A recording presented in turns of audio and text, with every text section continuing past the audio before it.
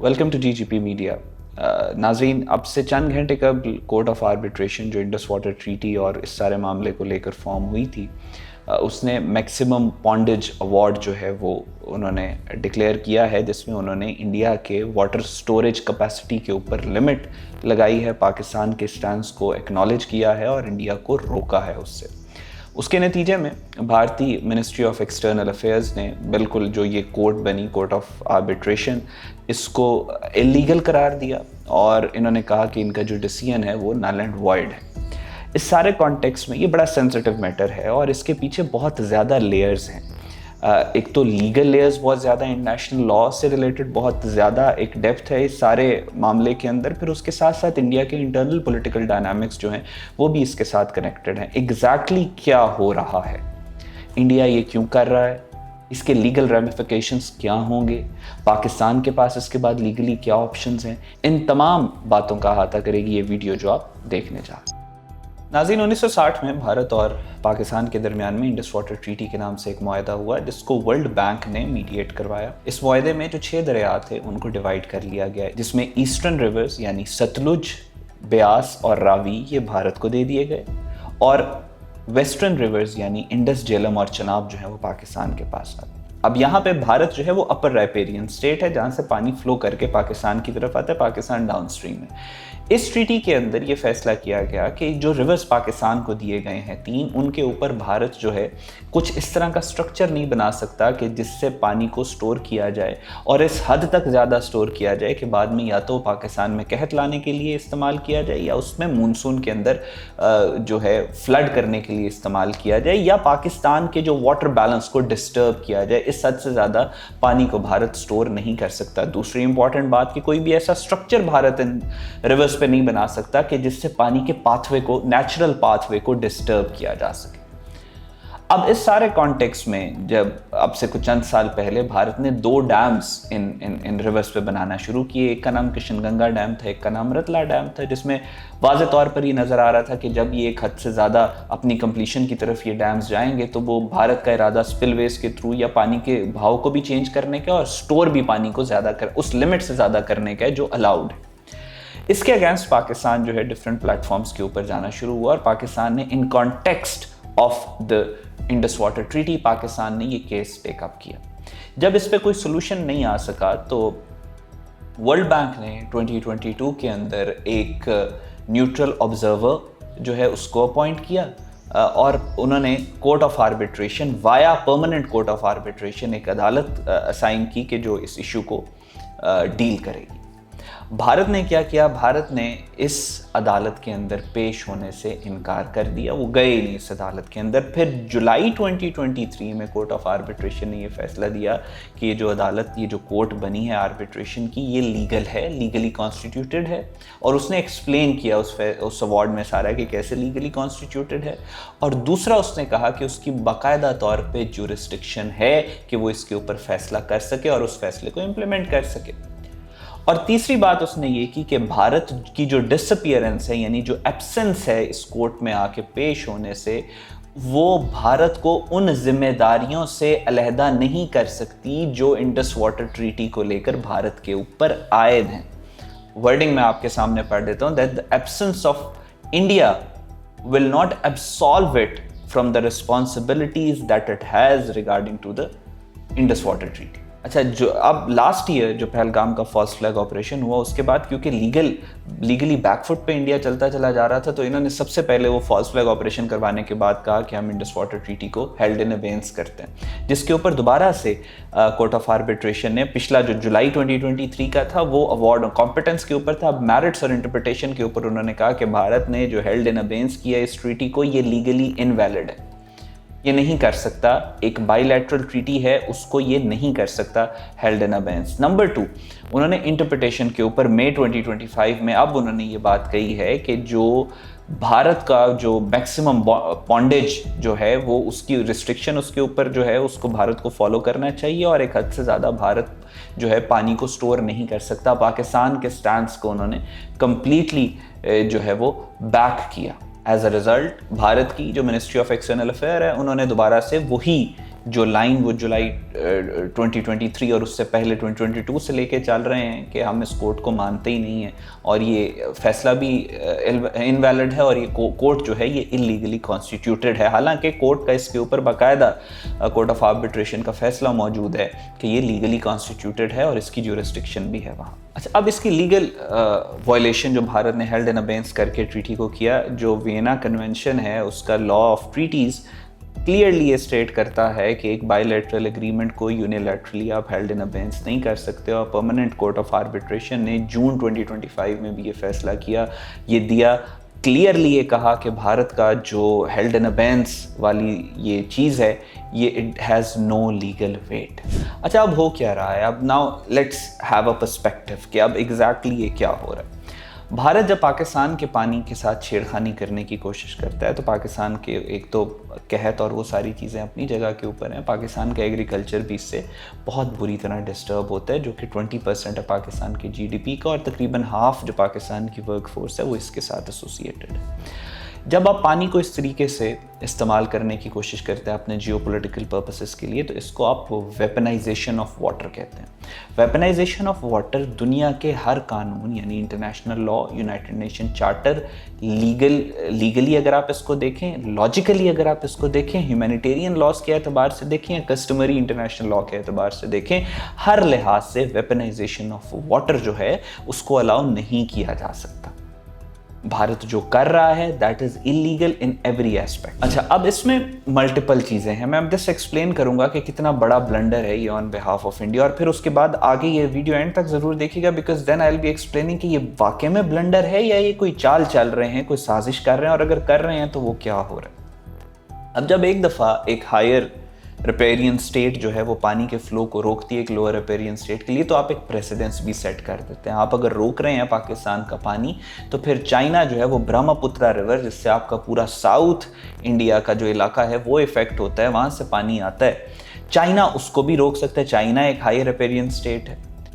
ये आप एक प्रेसिडेंस भी सेट कर रहे हैं। तो अगैन अगर आप पाकिस्तान का पानी इन 3 दरियाओं का रोक रहे हैं तो फिर आप एक जवाब फराहम कर रहे हैं चाइना के लिए कि वो आपका पानी भी रोक सकते हैं। लीगल ग्राउंड आप उसको दे रहे हैं, आप प्रेसिडेंट सेट कर रहे हैं, अगैन जो इंडिया के लिए बहुत ज़्यादा काउंटर प्रोडक्टिव हो सकता है। अब यहाँ से हम आगे बढ़ते हैं। देखें, अब इंटरनेशनल लॉ और लीगल ग्राउंडिंग, इसका लीगल कॉन्टेक्स्ट मैं आपके सामने थोड़ा सा एक्सप्लेन करूँगा according to the UN charter and international law में आर्टिकल 51 इन्वोक हो जाता है कि जब आपके ऊपर कोई थ्रेट होता है और इसको राइट ऑफ सेल्फ डिफेंस कहते हैं। बहुत जामे एक डॉक्यूमेंट है इंटरनेशनल यूनाइटेड नेशन चार्टर का आर्टिकल 51।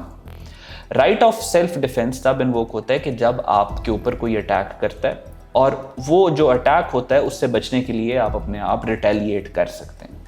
लेकिन जो मॉडर्न इंटरनेशनल लीगल स्कॉलरशिप है वो एक नया कॉन्सेप्ट कुछ अर्सा पहले इंटरनेशनल कोर्ट ऑफ जस्टिस निगरागुआ का जो वो ट्रेडमार्क केस है उसके थ्रू उन्होंने एक नया कॉन्सेप्ट इंट्रोड्यूस करा के उसको एंकर किया इंटरनेशनल लॉ में, जिसको कंस्ट्रक्टिव आर्म अटैक कहते हैं। कंस्ट्रक्टिव आर्म अटैक स्केल और इफेक्ट टेस्ट के ऊपर बेस करता है। मिसाल के तौर पे नॉन काइनेटिक अटैक्स जो हैं वो अगर इस तरीके से आपके ऊपर किए जाएं कि उसका इफेक्ट मिसाइल्स के अटैक से या एयरक्राफ्ट जो आप फाइटर जेट्स के थ्रू बॉम्बिंग करते हैं उससे ज़्यादा उसका नुकसान हो, स्केल और इफेक्ट उसका उससे ज़्यादा हो जो काइनेटिक अटैक के थ्रू होता है, उसको भी आप ऐसे ही ट्रीट करेंगे जैसे काइनेटिक अटैक होता है और ऑटोमेटिकली आर्टिकल 51 जो है वो यूनाइटेड नेशन चार्टर का वो इन्वोक हो जाता है।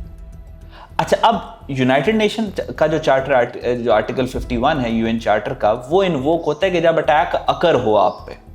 लेकिन जो कस्टमरी इंटरनेशनल लॉ है वो एंटीसिपेटरी सेल्फ डिफेंस को एक्नॉलेज करता है by the famous Caroline test. वो ये कहता है कि अगर ये एस्टैब्लिश हो गया है कि एक मुल्क आपका पानी रोक रहा है और वो आपके पानी रोक के आपको कहत में मुब्तला करना चाहता है या आपको फ्लड करना चाहता है जिससे आपको नुकसान होगा, तो आपको वेट नहीं करना पड़ेगा कि आपके ऊपर वो अटैक शुरू हो जाए और आपकी पॉपुलेशन इफेक्ट हो, आप उसको रोकने के लिए भी रिटेलिएट कर सकते हैं। एंटीसिपेटरी सेल्फ डिफेंस इसको कहा जाता है और उसकी वर्डिंग मैं आपको पढ़ के सुनाता हूं। तो the threat is considered instant, overwhelming, leaving no choice of means and no movement for deliberation. अच्छा, अब यहाँ पे आप देखेंगे वल्नरेबिलिटी कितनी ज़्यादा इंक्रीज हो जाती है। कैरोलाइन टेस्ट जो है वो ये कहता है कि आर्टिकल 51 के अंडर अगर आप सेल्फ डिफेंस के लिए जाते हैं तो एक तो आपके एक्शन नेसेसरी होने चाहिए, दूसरे प्रोपोर्शनेट होने चाहिए। अब इस कॉन्टेक्स्ट में मिसाल के तौर पे एक अपर अपेरियन स्टेट ने एक लोअर अपेरियन स्टेट का पानी रोका हुआ है, तो उसके खिलाफ सेल्फ डिफेंस के तहत या एंटिसिपेटरी जो सेल्फ डिफेंस है उसके तहत उसके ऊपर स्ट्राइक करना नेसेसरी तो है, लेकिन जब आप कन्वेंशनली अटैक करते हैं तो एस्केलेशन के चांसेस भी ज़्यादा होते हैं, और वो जो आपकी जो प्रोपोर्शनैलिटी है अकॉर्डिंग टू द यूएन का जो इंटरनेशनल लॉ का फ्रेमवर्क है उसके मुताबिक वहाँ पे ये प्रोबेबिलिटी होती है कि वो ये कहेंगे कि ये प्रोपोर्शनेट नहीं है, क्योंकि आपने पानी रोकने के ऊपर जो है वो इसके ऊपर आपने पूरा कन्वेंशनल अटैक कर दिया। सिर्फ इसमें आप पूरी इसको आपने सिर्फ आइसोलेशन के अंदर देखना है कि एक रिवर्स है उसके ऊपर आपने पानी को ब्लॉकेट कर दिया और उसके जवाब में एक मुल्क जो है वो कन्वेंशनल अटैक कर देता है, और ये उसमें एस्केलेशन के चांसेस ज़्यादा होते हैं। सो इंटरनेशनल लॉ उसको ऐसे देखता है कि अगर आपका ये हुआ है तो आप बजाय इसके कि एक कन्वेंशनल अटैक बाकायदा पूरे मुल्क के ऊपर करें, आप ग्रे जोन ऑपरेशंस की आपको इजाज़त है और वो लीगली कवर्ड है एसिमेट्रिक या इर्रेगुलर फोर्स के थ्रू। अब यहाँ पे international law, this is how the international law functions, लेकिन जो अब ग्राउंड के ऊपर जो एनवायरनमेंट है, कश्मीर ऑलरेडी एक डिस्प्यूटेड लैंड है जहाँ पे फ्रीडम स्ट्रगल लीगल है, वहाँ पे आप ग्रे जोन ऑपरेशंस को अगर लीगल कर देते हैं तो फिर इंडिया के पास क्या बचता है? और ये तो directly it puts Pakistan in advantage. So this is what the sensitivity is. उसके बाद टालिन मैनुअल 2.0 जो लीगल फ्रेमवर्क है जो मॉडर्न ग्रे जोन ऑपरेशंस को एक्सप्लेन करता है, उसके मुताबिक भी इर्रेगुलर फोर्सेस जो हैं या एसिमेट्रिक फोर्सेस की आपको बाकायदा तौर के ऊपर लीगल कवर मौजूद है। इस तरह की जो अपर अपेरियन लोअर अपेरियन का जो कॉन्फ्लिक्ट है जिसमें अपर अपेरियन जो है वो आपके पानियों को ब्लॉक करती है। सो ये इंटरनेशनल लॉ की लीगैलिटीज़, ये सारी जो सेंसिटिविटीज़ हैं, ये काफ़ी ज़्यादा वल्नरेबल कर देती हैं इंडिया की पोजीशन को थ्योरेटिकली, और इसका कोई चांस ही नहीं बचता भारत के पास इस फ्रेमवर्क से निकल के कोई किसी चीज़ को प्रैक्टिस करने का। वन वे और दी अदर भारत को दोबारा इसी फ्रेमवर्क के अंदर वापस आना पड़ेगा, और इस दफ़ा बहुत बैकफुट पे रह के भारत वापस आएगा। अच्छा, फिर उसके बाद आर्टिकल 42 है, चैप्टर 7 है, वो इन्वोक हो जाता है। वो देखता है कि इसमें पीस किस तरीके से इफेक्ट हो रहा है और क्या चीज़ है वो पीस को ब्रीच कर रही है। सबसे पहले वो आर्टिकल 39 के थ्रू ट्रिगर आइडेंटिफाई करते हैं कि किस वजह से ये हो रहा है, कौन रिस्पॉन्सिबल है, और क्या इससे इंटरनेशनल पीस और सिक्योरिटी डिस्टर्ब हो रही है या नहीं। तो आर्टिकल 39 में आपने ट्रिगर आइडेंटिफाई कर लिया। फिर आर्टिकल 42 के अंदर यूनाइटेड नेशन जनरल असेंबली और यूनाइटेड नेशन सिक्योरिटी काउंसिल एक वो स्टेट जो इससे इफेक्ट हो रही है या कोएलिशन ऑफ स्टेट्स को ऑर्डर कर सकती है कि आप जाके इसके खिलाफ जो है वो काइनेटिक एक्शन लें और ये जो स्ट्रक्चर्स बने हुए हैं इसको आप मिलके तबाह करें, क्योंकि इंटरनेशनल पीस के लिए ये प्रॉब्लम है अगर आर्टिकल 41 के अंदर जो नॉन काइनेटिक मींस के थ्रू इकोनॉमिक सैंक्शंस और डिप्लोमेटिक एंगेजमेंट के बार बार कहने के बावजूद, जैसे वर्ल्ड बैंक को इस्तेमाल किया गया, आपकी कोर्ट ऑफ आर्बिट्रेशन को इस्तेमाल किया गया, सारी ऑप्शंस को एग्जॉस्ट किया गया भारत के लिए, अगर वो नहीं ऐसा करते तो फिर आर्टिकल 42 के पास आप यू कैन प्रैक्टिकली पुश कि एक कोएलिशन बने दुनिया की मुल्कों की, और वो जाके इनके जो ये इलीगल कंस्ट्रक्शन है इसको ख़त्म कर सकें। मैं आपको लीगली एक्सप्लेन कर रहा हूँ। अब इसके बाद मैं एक और चीज़ आपके सामने रखता हूँ, और ये बड़ी होशरुबा होगी आप सबके लिए कि यूनाइटेड नेशन का जो फ्रेंडली डिक्लेरेशन 2625 है, अब ये बेसिकली वो फाउंडेशन है जो आपको रोकती है कि आप किसी दो ममालिक जो हैं, किसी एक मुल्क दूसरे मुल्क के खिलाफ जो है वो एक्ट नहीं कर सकता थ्रू प्रॉक्सीज। ठीक, ये this is the friendly declaration जो आपकी 1970 की है। अब इसके अंदर लीगली अगर एक लोअर रेपेरियन स्टेट ये एस्टेब्लिश कर दे कि उसके खिलाफ एक कंस्ट्रक्टिव आर्म अटैक हो रहा है पानी को रोक के, तो फिर इवन जो प्रॉक्सी वॉरफेयर है उसको भी इंटरनेशनल लॉ लीगल कर देता है। एंड जस्ट इमेजिन, ये जो पानी जहां पे रोका जा रहा है, वो जो लैंड है, वो land is not part of India. वो जो जमीन है वो एक डिस्प्यूटेड टेरिटरी के ऊपर पानी को भारत रोक रहा है, इंडिया के अंदर भी नहीं रोक रहा। एक डिस्प्यूटेड टेरिटरी के अंदर रोक रहा है। और यूनाइटेड नेशन जनरल असेंबली की जो रेजोल्यूशन 45/130 1990 की है, वो मैं आपके सामने पढ़ के सुना देता हूं। The United nation general assembly resolution 45/190 reaffirms the legitimacy of the struggle of the people for independence, territorial integrity, national unity and liberation from colonial domination, apartheid and foreign occupation by all available means including armed struggle। Pakistan के लिए आपने सबसे पहले, जो मैंने आपको बताया, international law के मुताबिक आपने पाकिस्तान के लिए लीगल कर दिया कि एक हद से ज़्यादा अगर पाकिस्तान जब चाहे, Pakistan has the legal right to take out all those infrastructures जो भारत ने बनाए हैं, इलीगल इंफ्रास्ट्रक्चर जो रिवर्स पे बनाए हैं। सिर्फ यही नहीं, आपने लीगल जस्टिफिकेशन भी फराहम कर दी कि अगर पाकिस्तान अपना केस टेकअप करता है आर्टिकल 42 के तहत, 41 के तहत, 39 के तहत, तो Pakistan can actually push for a coalition of governments to take out ये जो सारे इलीगल स्ट्रक्चर्स हैं, अगर आर्टिकल 41 के तहत अब नॉन काइनेटिक मींस का इस्तेमाल करने के बाद भारत नहीं मानता। और फिर आपने प्रॉक्सी वॉरफेयर को भी लीगल कर दिया एक ऐसी जगह के ऊपर जहां पे वैसे ही यूएन की जो रेजोल्यूशन मैंने आपको बताई है 45/130, उसके मुताबिक आपकी आर्म्ड फ्रीडम स्ट्रगल की इजाजत है, बिल्कुल बाकायदा तौर पे इट्स लीगली कवर्ड। सो आदमी सोचता है कि यार ये क्या बेवकूफ हो गए हैं। ऑल द पाकिस्तान को पता है कि पाकिस्तान की जो हमारी कन्वेंशनल जो वॉरफेयर है वो पाकिस्तान की स्ट्रेंथ है। बारहा हमने भारत के साथ जो एग्जाम्पल्स हैं उसमें ये एस्टेब्लिश करके दिखाया कि कन्वेंशनल वॉरफेयर हमारी स्ट्रेंथ है। प्रॉक्सी वॉरफेयर का ना हमें शौक है, भारत की तरह ना हम करना चाहते हैं, लेकिन जस्ट द फैक्ट कि ये सब कुछ भारत पाकिस्तान को इतनी ज्यादा ऑप्शंस क्यों दे रहा है,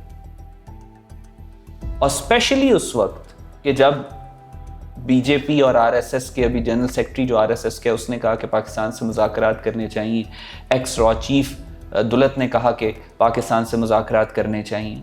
तो ऐसे में ये क्यों हेल्ड इन अबायस ट्रीटी को दोबारा से और इसकी जुरिस्डिक्शन को एक्सेप्ट नहीं किया जा रहा? उसकी वजह ये है नाजरीन के, जैसे DGISPR ने कहा था, भारत अपने इंटरनल इश्यूज को एक्सटर्नलाइज करता है और एक्सटर्नल इश्यूज को इंटरनलाइज करता है। That's the problem. अब मैं आपको बताता हूं कि इंटरनली हो क्या रहा है। भारत की जो मिनिस्ट्री ऑफ एक्सटर्नल अफेयर्स है उसको रन कर रहा है जयशंकर।